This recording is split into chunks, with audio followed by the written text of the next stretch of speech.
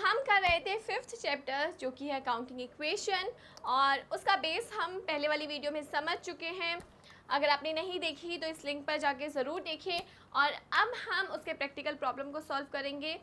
Actual में मैंने इस वीडियो को 2 पार्ट्स में डिवाइड किया है। फर्स्ट पार्ट में सिंपल ट्रांजेक्शन सिखाई है, एंड सेकेंड पार्ट में थोड़ी सी डिफ़िकल्ट ट्रांजेक्शन जो कैपिटल से रिलेटेड है, एक्सपेंस से रिलेटेड है, वो सिखाई है। तो स्टार्ट करते हैं अब इस वीडियो को।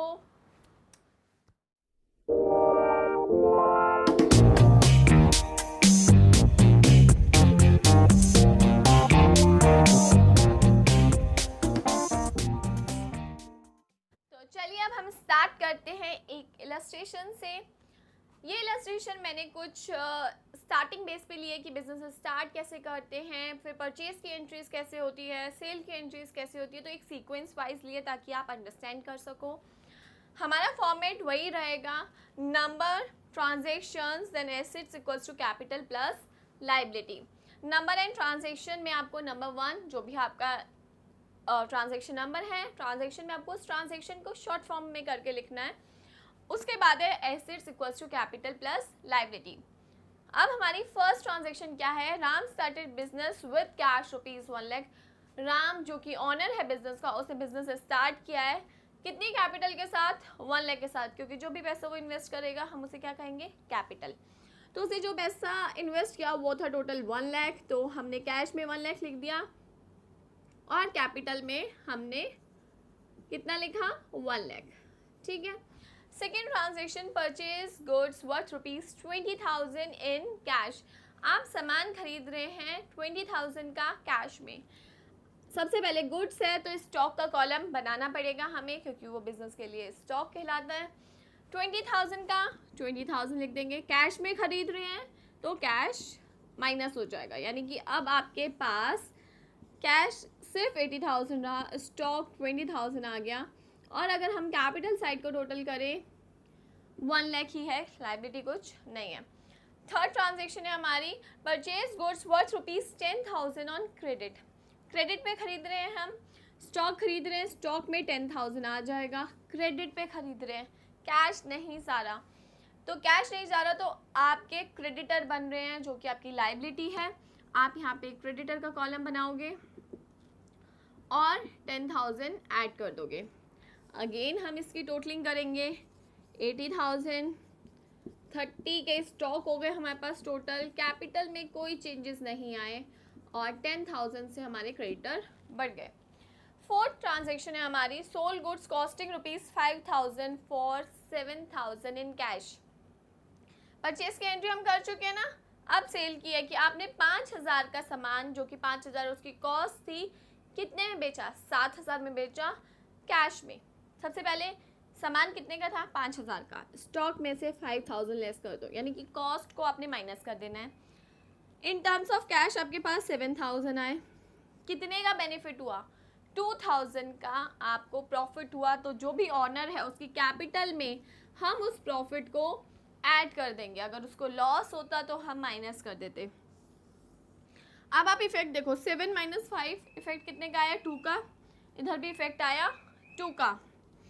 हमारे पास कैश हो गया 87,000, स्टॉक हमारे पास बचा सिर्फ 25,000 का, कैपिटल हमारी हो गई 1,02,000 प्लस 10,000 के हमारे हो गए क्रेडिटर। देन हम सोल्व कर रहे हैं goods costing, same entry on credit. Same entry on credit का मतलब हुआ कि हमारे पास कैश नहीं आएगा, सामान तो हमारा 5,000 का गया, ठीक है, बेचा कितने में, 7,000 में, तो 2,000 का प्रॉफिट हुआ। अब भाई 7,000 जब कैश नहीं आ रहा तो क्या हो रहा है, हमारे डेटर बन गए। डेटर हमारे एसेट्स होते हैं, यानी कि अब हमें उस पर्सन से 7,000 रुपये लेने हैं। तो भी अगर आप इफेक्ट देखोगे तो 2,000 का ही आ रहा है और पॉजिटिव है, पॉजिटिव यहाँ आया, तो 1,04,000 प्लस 10,000। कैश हमारे पास 87,000 रहा और स्टॉक हमारे पास कम होके 20,000 रह गया और डेटर हमारे बन गए 7,000 के। Withdraw cash for a personal use, कितना, 10,000। अब बिजनेस में से कैश जा रहा है, 10,000 जा रहा है, ओके, किस काम के लिए जा रहा है, पर्सनल यूज़ के लिए।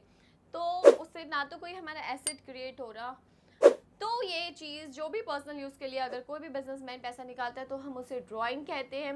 ड्राइंग है तो कैपिटल में से लेस हो जाएगी 10,000, भाई उसने अपनी कैपिटल को कम कर दिया क्योंकि घर में पैसा इस्तेमाल कर लिया। बिजनेस में से लेकिन पैसा भी निकल गया तो कैश भी हमारा कम हो गया। ठीक है, तो अब हम क्या करेंगे, हमारा कैश हो गया 77,000, बाकी सब कुछ सेम रहेगा। स्टॉक से लेके डेटर तक हमारे पास सब कुछ सेम रहा। टोटलिंग दोनों साइड की अगर आप देखोगे 1,04,000 आएगी, इस तरफ की भी और इस तरफ की भी। तो आपको हर एक स्टेज पे टोटलिंग करते हुए जाना है।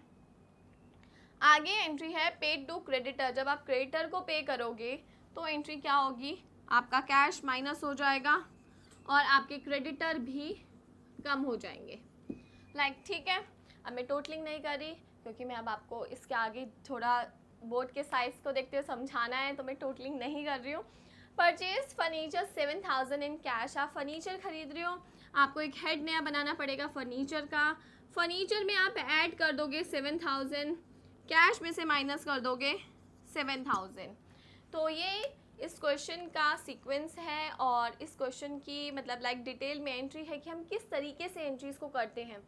अब इसी में मैं थोड़ा सा आगे और बढ़ूंगी और उन एंट्रीज़ को कराऊंगी जो थोड़ी डिफ़िकल्ट नेचर की है या टिपिकल नेचर की है, उन एंट्रीज़ को हम सीखेंगे। अब हम करेंगे वो ट्रांजैक्शन जिन्हें समझने में हमें टाइम तो लगता है, बट अगर हम उन्हें एक बार समझ जाएं तो फिर हमारे लिए सब कुछ ईजी हो जाता है। तो कुछ ट्रांजैक्शंस हैं जो थोड़ी सी डिफ़िकल्ट नेचर की हैं, अब हम उन्हें सीखेंगे। आपने एक्सपेंस और इनकम वर्ड तो सुना ही है। एक्सपेंस यानी कि जो भी हम खर्चे करते हैं या हमें कोई लॉस हो जाता है, इनकम जो भी हम बेनिफिट है हमारे प्रॉफिट कमाते हैं। तो एक्सपेंस और इनकम बिजनेस में दोनों चीज़ें इक्वली चलती है। कई बार एक्सपेंस होते हैं यानी कि जो भी खर्चे करने हैं, और इनकम होती है यानी कि जो भी बिजनेस कमाता है। ये दोनों ही चीज़ें किसका पार्ट है, कैपिटल का, क्योंकि एट लास्ट एक्सपेंस होंगे तो भी वो ऑनर को ही करने, इनकम होगी तो भी वो बेनिफिट ऑनर का ही है।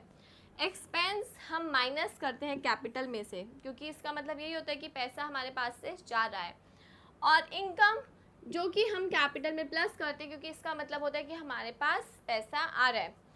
अब देखो, अगर एक्सपेंस ड्यू डेट पे हम कर देते हैं, यानी कि हमें कोई भी एक्सपेंस था 26 को पे करना था, हमने पे कर दिया, नॉर्मल एक्सपेंस है, कैश कम हो जाएगा और हमारी कैपिटल कम हो जाएगी। यानी कि एक तो ट्रीटमेंट हुआ कि हमारे पास से पैसा चला गया, किस वे में गया, एज अ एक्सपेंस गया जो कि कैपिटल का पार्ट है, माइनस कर दिया कैपिटल में से। सेम अगर मुझे कोई इनकम होनी थी, जिस भी डेट को होनी थी, चाहे 10 को होनी थी, 1 को होनी थी, तो अगर मुझे वो इनकम हो जाती है सेम डे, तो मेरे पास कैश आया, कैश में ऐड अप हो जाएगा, कैपिटल में भी ऐड हो जाएगा, यानी कि दोनों साइड इफेक्ट आया, एसेट साइड भी इफेक्ट आया और लायबिलिटी साइड भी कैपिटल में इफेक्ट आया। तो वो तो नॉर्मली एक्सपेंस और इनकम था जो अगर ड्यू डेट पे हो जाते हैं, लेकिन कुछ चीज़ें ऐसी हैं जो ड्यू डेट पे नहीं होती। जनरली हम लोगों की लाइफ में भी ऐसी बहुत सारी चीज़ें हैं जो हम चाहते हैं टाइम पे करना बट कभी नहीं कर पाते, फिर ट्राई करते हैं कि करेंगे अगली बार से, बट कोई बात नहीं। अब आगे बढ़ते हैं। फर्स्ट मैंने इसमें लिया आउटस्टैंडिंग एक्सपेंस। आउटस्टैंडिंग एक्सपेंस कौन से, वो एक्सपेंस जो हमें करने थे बट हमने नहीं कर पाया, यानी कि ऐसे एक्सपेंस जो ड्यू डेट निकल गई बट पे नहीं करे। जनरली ऐसा होता है हम लोगों के साथ, कोई बिल पे करना होता है, ड्यू डेट निकल जाती है, उसके बाद याद आता है ठीक है कि बिल पे करना था। अब पहले तो वो हमारे लिए एक्सपेंस था क्योंकि ड्यू डेट थी या उस दिन करना था, लेकिन अब वो हमारे लिए एक लायबिलिटी बन गया कि भाई करना ही पड़ेगा, राइट। तो आउटस्टैंडिंग एक्सपेंस अगर बिजनेस में होते हैं तो सबसे पहले तो वो एक लायबिलिटी बना रहे हैं कि बिजनेस को करना ही करना है, और क्योंकि वो एक्सपेंस नेचर है तो आपकी कैपिटल को क्या करेंगे, कम करेंगे। तो लायबिलिटी बढ़ेगी तो प्लस होगी, कैपिटल कम हो जाएगी। तो आउटस्टैंडिंग एक्सपेंस का क्या इफेक्ट आया, पहला इफेक्ट एक्सपेंस था, कैपिटल कम हो जाएगी, और लायबिलिटी में एज अ लायबिलिटी हमारे पास दिखेगा कि हाँ भाई हमें ये पे करना है, दैट इज़ आउटस्टैंडिंग, ठीक है। सेकेंड चीज़ है प्रीपेड एक्सपेंस। प्रीपेड एक्सपेंस यानी कि कोई भी चीज़ अगर आप ड्यू डेट से पहले पे कर देते हो, अच्छी बात है, तो वो हमारे लिए एसेट बन जाता है, ठीक है। अब आपको एसेट साइड क्या दिखाना है, प्रीपेड एक्सपेंस, जो कि आपका एक एसेट बन गया, क्योंकि जब तक ड्यू डेट नहीं आएगी तब तक वो आपके लिए एसेट है, ठीक है। सेकेंड इफेक्ट क्या आएगा कि आपने जब अगर वो एक्सपेंस किया है तो ऑफकोर्स आपने कैश दिया होगा, तो आपके कैश में से रिड्यूस हो जाएगा, ठीक है। प्रीपेड एक्सपेंस की दो इफेक्ट कौन से थे, कैश में से रिड्यूस हो गया प्लस हमारा एसेट बन गया। तो हमें इस चीज़ को कैसे याद करना है, हमें सिर्फ इन चीज़ों को समझना है कि आपका वो एक्सपेंस जो आपने समय से पहले कर दिया तो कैश तो गया ही गया, बट जब तक उसका टाइम पीरियड नहीं आ जाता वो हमारे लिए एसेट बन के रहेगा। थर्ड है accrued income. Accrued income that is income earn but not received. ऐसी इनकम जो आपने कमा ली है बट अभी तक आपको मिली नहीं है। जनरली ऐसा होता है कि भाई सैलरी 10th को आनी थी, नहीं आई, अब उस इनकम को हम एक्रूड इनकम कहेंगे, क्योंकि हमने कमा ली बट मिली नहीं। हो सकता है 2 दिन बाद, 4 दिन बाद, 10 दिन बाद हमारे पास आ जाए, ठीक है। तो ऐसी इनकम, हाथ में तो कुछ नहीं आया तो कैश में तो कोई चेंजेस नहीं आएगा, लेकिन इनकम थी, कैपिटल में हमने उसे ऐड कर दिया, कैश में कुछ नहीं आया तो कैश में कोई इफेक्ट नहीं आएगा। एसेट में एक्रूड इनकम का एक एसेट क्रिएट हो जाएगा, कब तक के लिए, जब तक कि आपको वो इनकम मिल नहीं जाती, वो आपका एसेट में दिखता रहेगा कि एक्रूड इनकम, यानी कि ये पैसा अभी आपको मिलना है, कैपिटल में ऑलरेडी आप प्लस कर चुके हो। तो दो इफेक्ट क्या आया, कैपिटल में ऐड हो गया और accrued income in asset column में आपको बनाना पड़ेगा। फोर्थ है अनअर्न्ड इनकम। ऐसी इनकम जो कि आपने कमाई नहीं, जिसे हम एडवांस इनकम भी कहते हैं या इनकम रिसीव्ड इन एडवांस भी कहते हैं, यानी कि वो इनकम जो आपने कमाई नहीं लेकिन आपको फिर भी मिल गई, यानी कि कोई इनकम आपको 10 को मिलनी थी और वो 1st को मिल गई, ठीक है। तो ऐसी इनकम अब मिली है तो ऑफकोर्स कैश आया है, तो आपको कैश में सबसे पहले उसे प्लस करना है, ठीक है। सेकेंड चीज़, वो आपकी अभी नहीं है जब तक कि उसकी ड्यू डेट ना आ जाए, तो वो आपकी लाइबिलिटी साइड अनअर्न्ड इनकम में शो होती रहेगी। किस साइड, लाइबिलिटी साइड, जब तक कि उसकी ड्यू डेट नहीं आ जाती वो आपकी लाइबिलिटी बन के रहेगी, आपके कैपिटल में उसका कोई इफेक्ट नहीं आएगा जब तक कि उसकी ड्यू डेट नहीं हो जाती, तो उसे अनअर्न्ड इनकम में हम लोग शो करते हैं, ठीक है। तो ये कुछ टॉपिक थे जो हमें समझने ज़रूरी थे। अब इसके बेस पे हम एक इलस्ट्रेशन करते हैं ताकि आपको ये अच्छी तरीके से समझ आ सके। तो अब हम इसे एक इलस्ट्रेशन के थ्रू समझेंगे।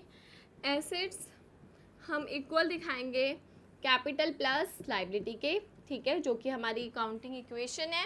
सबसे पहला लिया है मैंने रिसीव्ड कमीशन इन कैश, आपको पैसा मिल रहा है, कैश में मिल रहा है, तो कैश में आ जाएगा 10,000, ठीक है। अब कमीशन आपकी इनकम है तो ऑफकोर्स कैपिटल में भी 10,000 ऐड हो जाएगा, ठीक है। तो आपका इफेक्ट क्या आया, कैश में 10,000 आ गया, कैपिटल में 10,000 आ गया।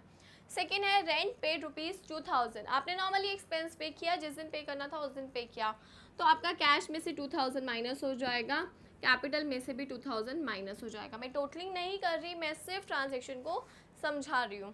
थर्ड है salary due but not paid, ₹10,000 आपकी सैलरी ड्यू हो गई बट आपने पे नहीं करी, ₹1000 है, ड्यू हो गई बट पे नहीं करी। ऐसे एक्सपेंसेस को क्या कहते हैं, outstanding expense, due but not paid, वो हमारी लाइबिलिटी बन जाते हैं। तो सबसे पहले हम आउटस्टैंडिंग लाइबिलिटी का एक कॉलम बना देंगे, कितने से, ₹1000 से, due but not paid, capital कम कर देंगे कि भाई अब हमें जब पे करेंगे तब कैश कम हो जाएगा, लेकिन अभी हमारी कैपिटल में से एक्सपेंस था सैलरी को पे करना, तो कैपिटल कम हो गई प्लस आपका एक एक्सपेंस, मतलब आपकी एक लाइबिलिटी बन गई आउटस्टैंडिंग। फोर्थ है insurance premium paid in advance ₹2000, insurance premium आपने एडवांस पे कर दिया, एडवांस पे किया, कैश में से लेस हो जाएगा, ठीक है। अब आपने एडवांस पे किया, दैट इज प्रीपेड एक्सपेंस, तो आपका एक एसेट बन जाएगा प्रीपेड एक्सपेंस के नाम से, कितने से, 2000 के नेम से, जब तक के लिए, जब तक कि उसकी ड्यू डेट नहीं आ जाती। Interest due but not received, interest due but not received, ऐसे इनकम को हम कहते हैं एक्रूड इनकम, कमा ली बट अभी तक मिली नहीं, मिली नहीं है तो कैश में तो कोई चेंजेस नहीं आएगा, बट कमाई है ना, कैपिटल में प्लस कर देंगे हम उसे, ठीक है। और सेकेंड चीज़ क्या होगी, आपका एक एसेट बन जाएगा एक्रूड इनकम के नाम से, कितने से, 5000, तो आपका इफेक्ट क्या आया, कैपिटल में प्लस हो गया, एक्रूड के हेड में भी 5000 प्लस हो गया। फोर्थ है रेंट रिसीव्ड इन एडवांस। अगर आपको कोई भी इनकम पहले मिल जाती है, it become liability for a business, तो आप ऐसी इनकम को लाइबिलिटी साइड दिखाते हैं, एडवांस रिसीव्ड, ठीक है, कितने से 1000, और इन टर्म्स जब भी आपको पैसा मिला कैश के रूप में मिला है तो आपके कैश में 1000 रुपीज़ आ जाएंगे और लाइबिलिटी में एडवांस रिसीव आप शो करोगे। तो ये कुछ इफ़ेक्ट थे जो हमें इन ट्रांजेक्शन्स के दिखाने पड़ते हैं। अगर आप इसे ध्यान से देखोगे ना तो दो ट्रांजेक्शन ऐसी है जो आपको जब एडवांस आप पे कर देते हो दैट इज़ प्रीपेड, और आपको मिल जाता है पहले दैट इज़ एडवांस रिसीव्ड। यानी कि इंश्योरेंस प्रीमियम के केस में जो आपने पहले पे किया ये आपको पहले मिल गया। तो दोनों के ट्रांजेक्शन क्या है कि भाई हमारे कैश में से कम हो रहा है, यहाँ पे भी कैश में से कम हो रहा है, ठीक है। तो आपको कैश को मैटर करते हुए चलना है, और जब किसी चीज़ की ड्यू डेट आ जाती है बट वो नहीं हो पाता तो आपको कैपिटल में उसका सबसे पहले एडजस्टमेंट करना है। तो आपके माइंड में एक चीज़ क्लियर होनी चाहिए कि कैपिटल में किस टाइम एडजस्टमेंट होगा। कैपिटल में उस टाइम एडजस्टमेंट होगा जब उसकी ड्यू डेट निकल चुकी होगी, ठीक है। चाहे वो आपका आउटस्टैंडिंग का केस हो, चाहे वो आपका एक्रूड इनकम का केस हो कि आपकी ड्यू डेट निकल गई है, तो मतलब आपके कैपिटल में चेंजेस आने ही आने हैं। तो इस चीज़ को थोड़ा सा ध्यान में रख के करेंगे, क्वेश्चंस हो जाएंगे।